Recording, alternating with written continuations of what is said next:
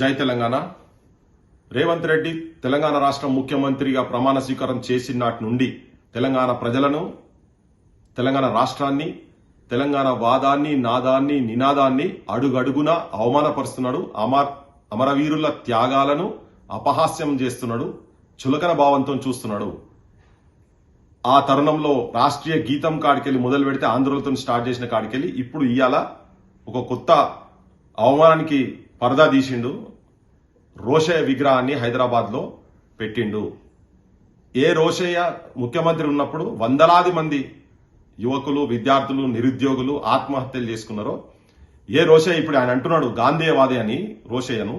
అయ్యా, ఆయన పాలనలోనే లాఠీ దెబ్బలతోటి, రబ్బర్ బుల్లెట్లతోటి విచ్చలవిడిగా విచక్షణారహితంగా పేల్చిండ్రు. లట్లతో కొడితే చేతులు ఇరిగినాయి, కాళ్ళు ఇరిగినాయి, తలలు బలిగినాయి, హాస్పిటల్లో ఉన్నారు. కొంతమంది హ్యాండిక్యాప్ అయినరు. ఇప్పుడు అంత దమనకాండ చేసి రక్తాన్ని ప్రతి పల్లెల చిందించినటువంటి వ్యక్తి విగ్రహాన్ని తీసుకొచ్చి నువ్వు హైదరాబాద్ లో ఆవిష్కరణ చేసినావు కదా. ఇది తెలంగాణ ప్రజల, తెలంగాణ అమరుల ఎంతో మంది యాదయ్య సొంటోళ్ళు కావచ్చు, సాయ సొంటోళ్ళు కావచ్చు, వేణుగోపాల్ రెడ్డి సొంటోళ్ళు కావచ్చు ఆత్మహత్యలు చేసుకున్నారు. మీద పెట్రోల్ పోసుకొని చనిపోయినరు. యాదయ్య చనిపోయే ముందు ఆయన పాలనలో, రోషయ్య పాలన ఎంత ఘోరంగా ఉండే అంటే, ఒక ర్యాలీ యూనివర్సిటీ నుంచి అసెంబ్లీ దాకా తీసుకుపోతామంటే పర్మిషన్ ఇవ్వకుండా అందరినీ గేట్లలో లోపల పెట్టి కుక్కలను కొట్టినట్టు కొట్టిండ్రు. ఆ టైంలో యాదయ్య బయట నుంచి వచ్చి మీద పెట్రోల్ పోసుకొని 7 పేజీల లెటర్ రాసి, నువ్వు మమ్మల్ని ఆ బాటలో కూడా పోని అంటున్నావు కదా, నేను ఆ బాటలో 50 అడుగులు పోతా అని చెప్పి మీద పెట్రోల్ పోసుకొని విద్యానగర్ సైడ్ ఉరుక్కుంటా ఆత్మహత్య చేసుకుని చనిపోయిండు. అది చూసిన తర్వాత, ఇది ఫిబ్రవరి 20వ తారీఖు జరిగింది. మార్చిలో సాయి, ఇంజనీరింగ్ చదువుకున్నటువంటి సాయి, సూర్యాపేట బిడ్డ, నేను బతుకున్నాక బయటికి పోనిస్తలేరు కదా, నా చనిపోయిన తర్వాత అంటే నాకు హక్కులు లేకుండా చేస్తారు కదా, చనిపోయిన తర్వాత నా శవాన్ని అమరుల స్తూపం దగ్గర తీసుకుపోయినాకనే మా ఊరికి తీసుకుపోవాలని ఆఖరి కోరికగా రాసుకున్నాడు. అంటే ఇటువంటి అన్ని మేము చూసినాం కదా. ఈయన పాలనలో అటువంటి వాడు తెలంగాణ రాష్ట్రం వచ్చిన తర్వాత అటువంటి వాళ్ళ విగ్రహాలు తెలంగాణలో ఉండు అనేదే గుండె మీద గడ్డపార పెట్టి పొడిచినవు రేవంత్ రెడ్డి.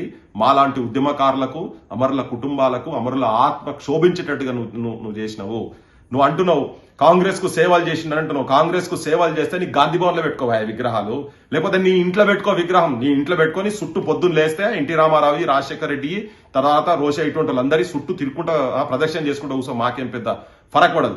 నువ్వు ఆంధ్రాలో ఉమ్మడి ఆంధ్రప్రదేశ్ ఉన్నప్పుడు 13 ఉమ్మడి జిల్లాలు ఉండే కదా, దాంట్లో దేశ ప్రధాని అయినటువంటి పివి నరసింహారావు ఎక్కడెక్కడ ఎన్ని జిల్లాలలో విగ్రహాలు ఉన్నాయో మాకు చెప్పు జర ఒకసారి. చెన్నారెడ్డిది ఎక్కడన్నా పెట్టినా చెప్పండి. మరి వాళ్ళు కూడా ఆంధ్రప్రదేశ్ ముఖ్యమంత్రులే కదా, వాళ్ళు ఏమో అక్కడ ఉండయి, వాళ్ళే ఆంధ్రప్రదేశ్ సంబంధించిన నాయకులు మాత్రం తీసుకొచ్చి ఇక్కడ విగ్రహాలు పెడుతుంటారు.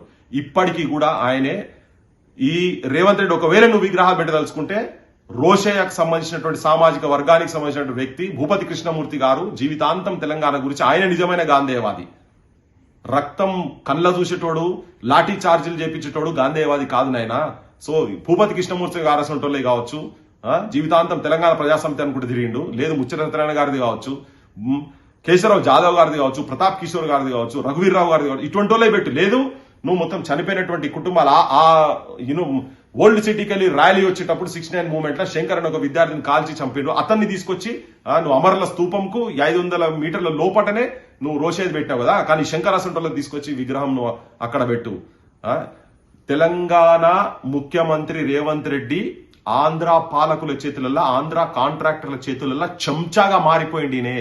అసలు ఈయన ఫస్ట్ నుంచి అంటే ఒక తెలంగాణ వ్యతిరేకి, తెలంగాణ ఉద్యమంలో పాల్గొన్నటువంటి వ్యక్తి, తెలంగాణ గురించి చనిపోయినటువంటి శవాల దగ్గర కూడా పోనటువంటి వ్యక్తి, బెల్లెల్త లాంటి వాళ్ళు ముక్కలుగా నరుకుతున్నప్పుడు కూడా, ఆ దమనకాండ జరుగుతున్నప్పుడు ఆంధ్ర పాలకుల చేతుల నుండి తెలంగాణ ఉద్యమకారుల మీద తుపాకులు పట్టుకొని తిరిగినటువంటి వ్యక్తి ముఖ్యమంత్రి అయితే, తెలంగాణ ప్రాంతంలో రాజ్యం ఇట్లనే ఉంటది, వాళ్ళ పాలన ఇట్లనే ఉంటది. తెలంగాణ విద్యార్థి యువకులకు నేను విజ్ఞప్తి చేస్తున్నా, ఈ దుర్మార్గమైనటువంటి ఆలోచన ఉన్నటువంటి ఈ ముఖ్యమంత్రిని ఆలోచన విధానాన్ని గ్రహించండి. ఉద్యమకారులకు కూడా చెప్పదలుచుకున్నా నేను, ఇటువంటి పరిపాలన అంటే మనకు చేత కాదు అనుకుంటున్నాము ఈ ముఖ్యమంత్రి, కానీ తెలంగాణ ప్రజలు అన్ని గమనిస్తున్నారు. నీ బ్రోకరేషాలు, నీ ఆంధ్ర పాలకులకు అడుగుల మడుగులొత్తి మోచేతి కింద నీళ్లు తాగేటిది తెలంగాణ వచ్చిన తర్వాత కూడా నువ్వైతే కంటిన్యూ చేస్తున్నావు కదా, ప్రజల లోపల రిజిస్టర్ అవుతుంది. నువ్వు ఎంత అవమానపరుస్తున్నావు తెలంగాణ ఉద్యమకారులను, అమరులను, అమరుల ఆత్మలను ఇట్లా క్షోభింపజేస్తున్నావో నీకు సోయి లేదు. కానీ ఇది జనం లోపల రిజిస్టర్ అవుతున్నదని చెప్పుకుంటూ జోహార్ తెలంగాణ అమర వీరులకు మేము వాళ్ళ త్యాగాల జెండాలను, అమరుల త్యాగాల జెండాలను, వాళ్ళ గుండెలో ఉన్నటువంటి తెలంగాణ భవిష్యత్తు నిర్మాణం ఏదైతే ఉండేనో వాళ్ళ గుండెల సవ్వడిల ప్రతిరూపాలై మేము జీవించుకుంటా వాళ్ళ ఆశయ సాధనకు ఎల్లప్పుడూ కృషి చేస్తామని చెప్పి యువతరం కూడా దానికి నడుము కట్టాలని విజ్ఞప్తి చేస్తున్నా. ఒక దిక్కు కాసు బ్రహ్మానందరెడ్డి ఎవరి హయాంలో 369 మంది విద్యార్థులను చంపిండో అతని విగ్రహం ఇక్కడ హైదరాబాద్ నడిబొడ్డులు ఉంటే తీసేయాలని చెప్పని ఒక దిక్కు మేము మాట్లాడుతున్నాము. ఇక్కడ ఉన్నటువంటి ఆంధ్రాకు సంబంధించిన ముఖ్యమంత్రుల విగ్రహాలు కూడా తీసేయాలని మాట్లాడుతున్న తరుణంలో నువ్వు రోషయ్య విగ్రహం ఇక్కడ పెట్టినావు కదా, గుర్తుపెట్టుకో. ఒక రోజు వస్తుంది ఈ విగ్రహాలన్నీ పార్సల్ చేసి ప్యాకింగ్ చేసి ఆంధ్ర ప్రాంతానికి మేము పంపించే రోజు వస్తుంది. ట్యాంక్ బండి మీద విగ్రహాలు ఆంధ్రలో విగ్రహాలు అయితే తీసి కూలగొట్టి తీసి ట్యాంక్ బండ్లో పడేసినామో నీళ్ళలో పడేసినామో ఇక రేపు భవిష్యత్తులో ఈ విగ్రహాల పరిస్థితి కూడా రేపు అట్లనే అవుతుంది. పంపించే రోజులు దగ్గరికి వస్తాయి. గుర్తుపెట్టుకో. ఇవాళ మీరు సంకలు ఎగరేసుకుంటే తిరుగుతుండు కావచ్చు, కానీ ఒక రోజు తప్పకుండా తెలంగాణలో వస్తుంది. ఆ రోజు గురించి వెయిట్ చేసుకుంటా కూర్చోవలసిన అవసరం ఉన్నది.